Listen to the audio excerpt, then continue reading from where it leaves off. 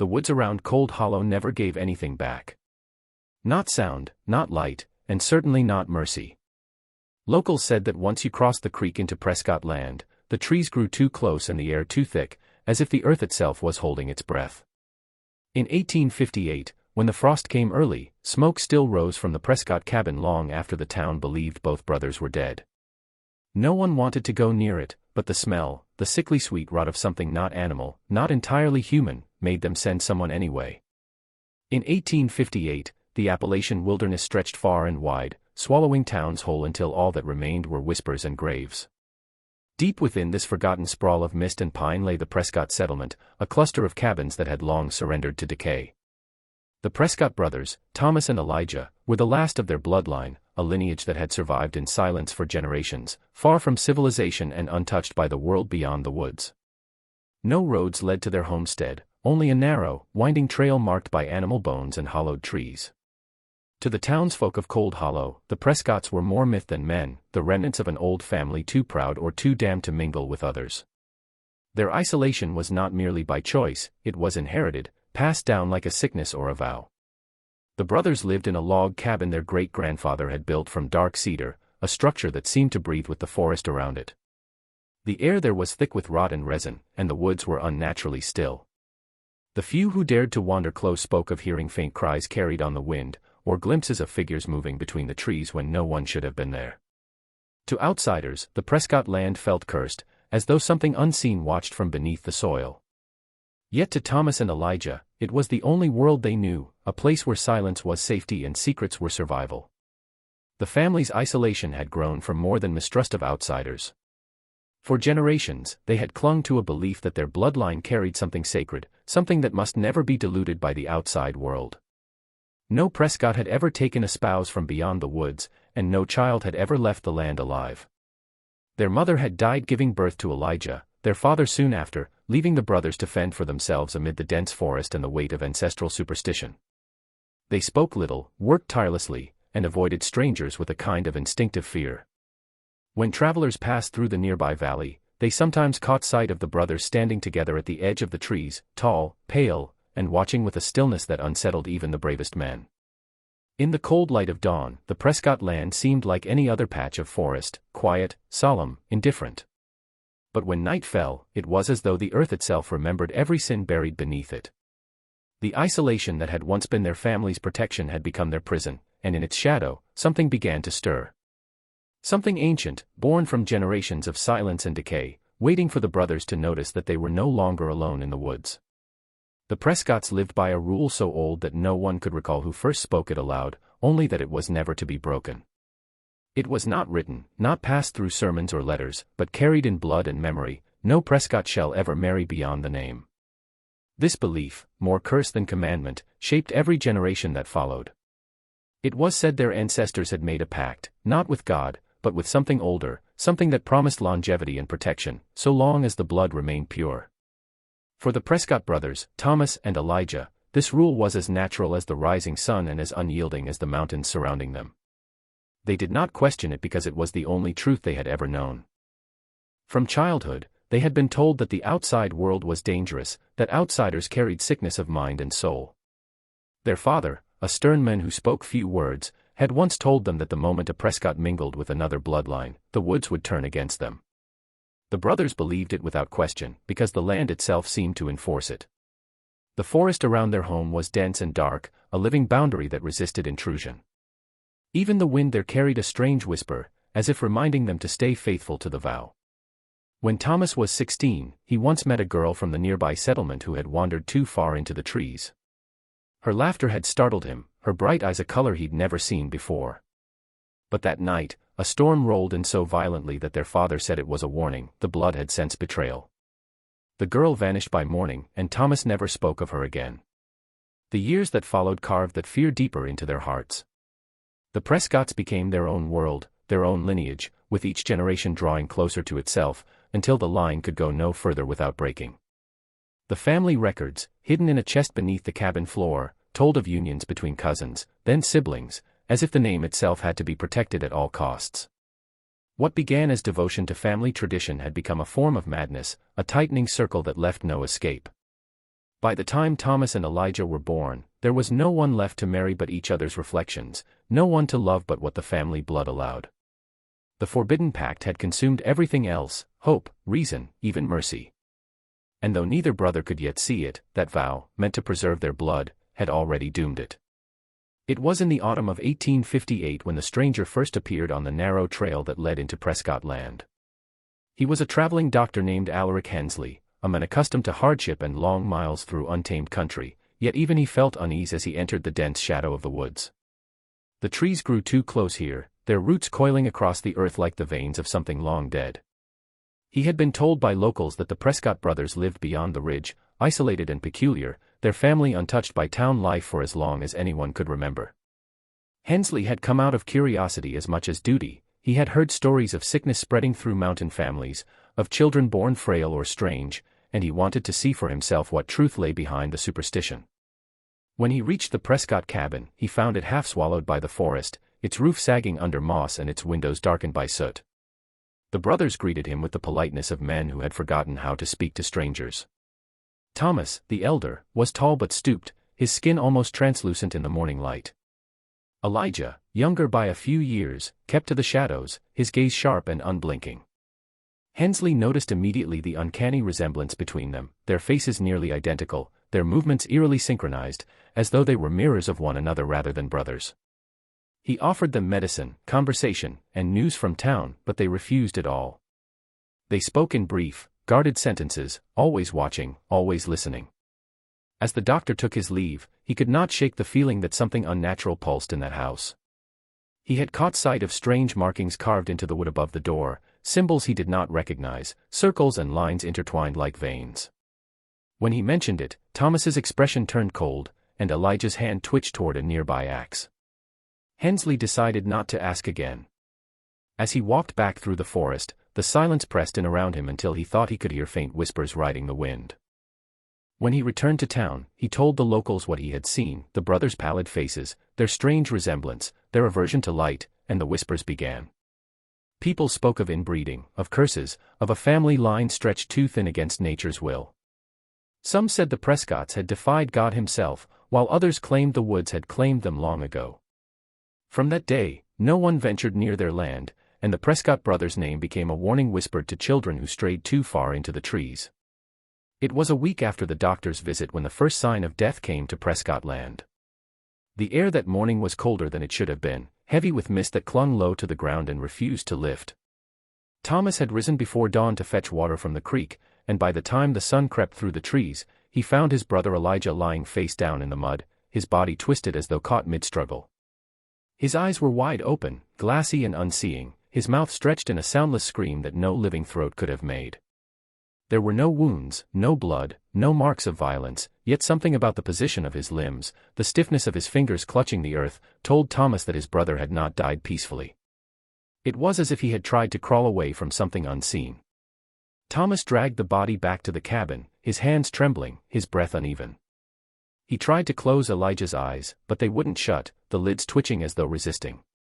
The silence inside the cabin deepened with every passing minute until even the crackle of the fire seemed to die in its throat. When Thomas lit a candle near the body, he noticed something that made his heart pound harder. The skin beneath Elijah's nails was blackened, as if he had clawed at the ground until the soil itself had burned him. Outside, the forest stood still, watching. No birds sang that day. Word of Elijah's death reached the nearby town only after several days, carried by a trapper who claimed to have seen Thomas wandering along the creek, muttering to himself. The sheriff and 2 townsmen went up to investigate, though neither wanted to go near the cabin. When they arrived, Thomas was sitting beside his brother's body, pale and silent, his clothes covered in dirt and ash. He didn't look up when they entered. He only whispered, he wasn't alone when he died. The sheriff asked what he meant, but Thomas didn't answer, his gaze fixed on the dark corner of the room as if something there had taken root. They buried Elijah on the edge of the Prescott property, beneath an old willow that had long since stopped blooming. That night, the wind picked up, carrying with it a low hum that northwest one could place. Some swore they heard crying from the woods, others said it was laughter. But everyone agreed that the forest had grown colder, and that whatever had taken Elijah was not done yet. In the days that followed Elijah's burial, Thomas Prescott began to unravel. The silence of the woods, once a comfort, became unbearable. The creak of the trees and the distant rustle of leaves started to sound like voices calling his name. He stopped eating, stopped sleeping, and spent his night staring out the window toward the graveyard where his brother now rested beneath the withered willow. The locals who had helped with the burial said that when they looked into Thomas's eyes, they saw something hollow and feverish, as if he were staring through them at something far away. Within a week, the men who had once moved with quiet strength now trembled at the sound of his own footsteps. At night, the woods seemed to change. The air grew colder, the shadows deeper, and the smell of damp earth thickened until it clung to Thomas's clothes. He began hearing Elijah's voice in the wind, soft at first, calling from beneath the soil, asking him to come closer. Sometimes, it would whisper through the floorboards or echo from behind the walls. Other times, it came from the edge of the trees, where the darkness seemed to breathe. Thomas tried to ignore it, telling himself grief was playing tricks on his mind, but the voice became persistent, pleading, angry, and unmistakably real. He started digging near the grave one night, convinced his brother had been buried alive. The moonlight revealed his gaunt face and blistered hands as he tore at the earth until dawn, only to find nothing but roots twisting through the soil like veins. When he returned to the cabin, he swore he could hear footsteps behind him, matching his own. Every mirror in the house was soon covered, every window nailed shut. The world outside no longer felt safe, and the one inside the cabin had begun to rot. By the end of the second week, Thomas had stopped speaking to anyone who came by. The sheriff, who ventured once more to check on him, found the cabin reeking of decay and candle wax. Thomas sat in the corner, muttering about how Elijah wouldn't rest, how the ground had rejected him. On the table beside him were small bones and strands of hair that he claimed he had found near the creek. When asked whose they were, he simply smiled, his eyes glassy with exhaustion, and whispered, "He's not gone. He's waiting." After that, no one from town dared return to Prescott Land. Those who passed by said they sometimes saw the faint flicker of candlelight inside the cabin long after midnight, moving slowly from window to window, as if someone, or something, was still searching for a way out.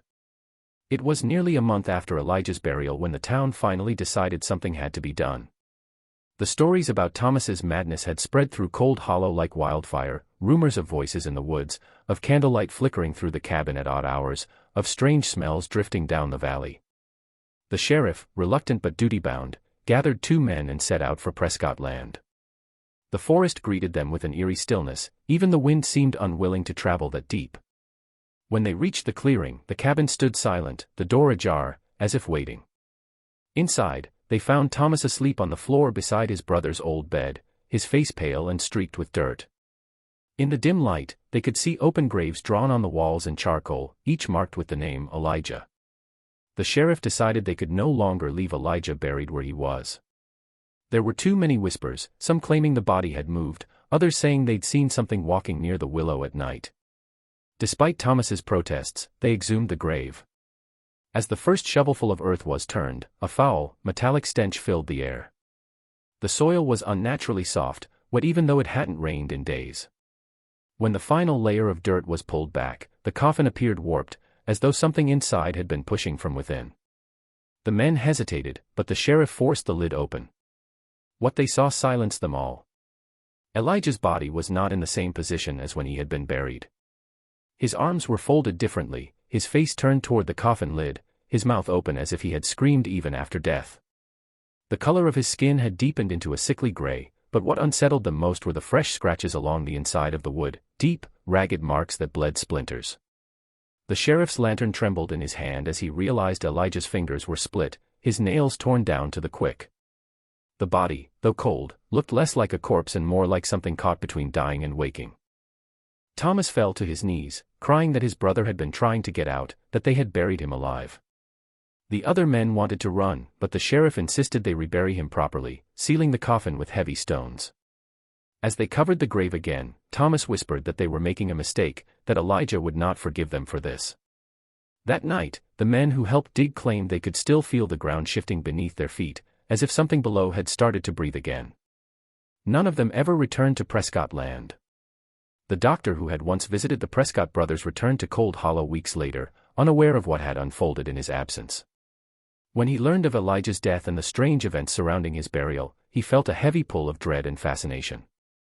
Against the sheriff's warning, he decided to revisit the cabin, determined to find answers. The path through the forest was darker than he remembered, as though the trees had grown thicker, their branches knotting together to hide the sky. The moment he stepped onto Prescott land, he felt the air grow dense and sour. The smell of decay hung low, mingled with the faint trace of smoke. The cabin looked abandoned, its windows black and its door half broken, but inside he found signs of life, or something pretending to be it. A candle burned low on the table, surrounded by scraps of parchment filled with crude sketches and frantic handwriting. As he read the notes, the doctor realized they were the brothers' journals. The pages were filled with records of births, deaths, and strange family experiments reaching back generations. The Prescotts had not merely lived in isolation, they had studied it, embraced it, turned it into doctrine. Their writings spoke of the pure seed, of a belief that their family carried a sacred strength diluted by outsiders. There were entries describing deliberate unions between cousins and siblings, notes on deformities, stillbirths, and those children who had lived but should not have. Thomas's handwriting appeared in the final pages, more erratic and desperate than the rest, describing his fear that the bloodline had begun to turn against itself. He wrote that Elijah was changing, that he would wake in the night gasping for breath, his skin cold, his eyes moving beneath closed lids as if seeing something only the dead could. The doctor turned to another page where Thomas had drawn the symbol carved above their door, the circle within a circle, crossed by jagged lines. Beneath it were words scrawled in a shaking hand, asterisk, the blood remembers what the body forgets. Asterisk, the doctor felt his chest tighten as he pieced it together.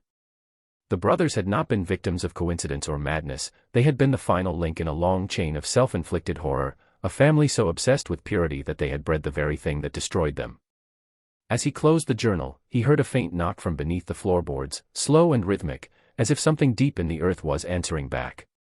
He left the cabin before nightfall, carrying the journals with him, but those who saw him later said he looked pale, shaken, and much older, muttering that the Prescotts had gone too far, that they had opened a door that should have stayed buried forever. After the doctor's discovery, the woods surrounding Prescott land grew restless. The townsfolk who lived nearest to the valley began to speak of strange occurrences, soft cries drifting through the night, the flicker of lanterns moving deep among the trees where no one lived, and a stench of rot that came and went like a warning. Dogs refused to go near the trail leading to the Prescott property, howling and clawing at their chains whenever the wind shifted in that direction. Even the river that ran through Cold Hollow began to change, its waters darkening with silt, carrying the faint odor of decay. It was as though the land itself had begun to remember what had been done to it. Those who dared to venture near the old cabin returned shaken, speaking of a presence that seemed to follow them long after they left. A trapper swore he saw two figures standing side by side on the porch, identical in shape and stature, though he knew Elijah had been dead for weeks. Another man claimed he found footprints circling his campsite the next morning, small and bare, pressed deep into the mud as if made by someone who had been walking for days.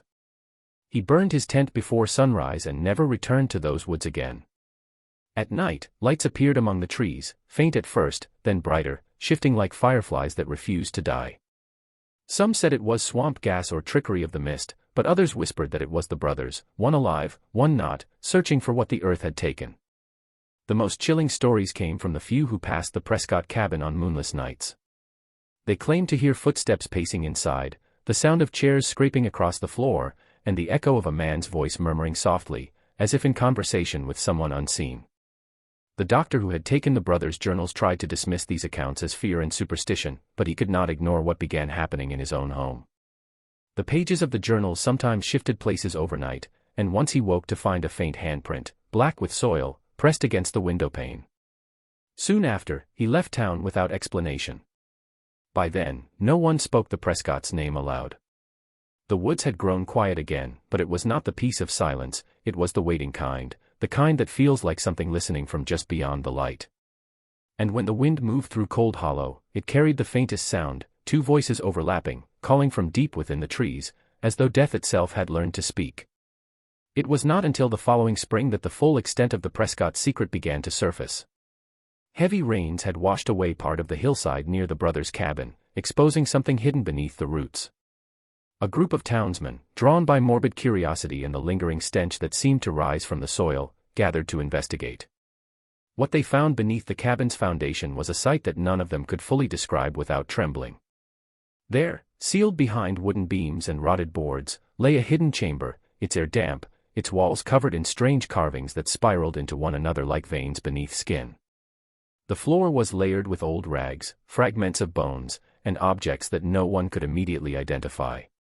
When they brought lanterns closer, the truth revealed itself slowly and horribly.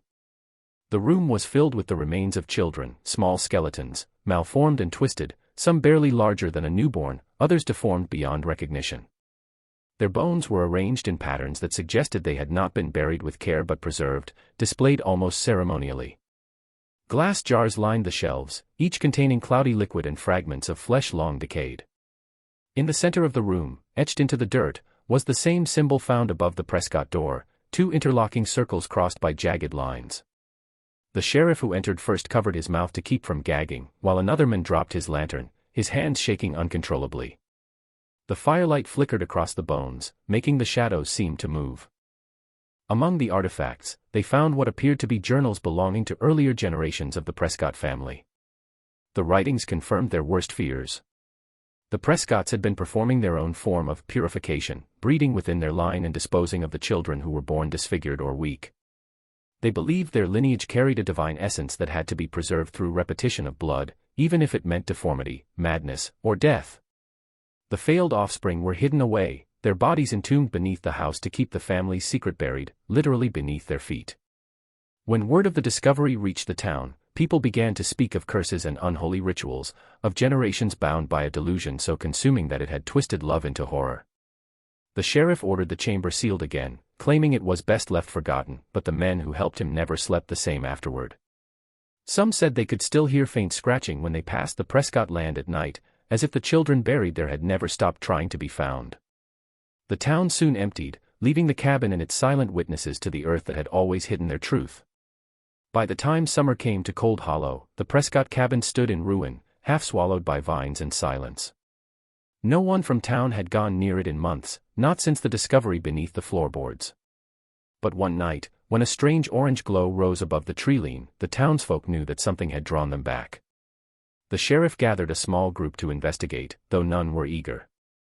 As they approached the clearing, they saw the cabin ablaze, the fire burning too steadily, too cleanly, as if it had been waiting to consume itself.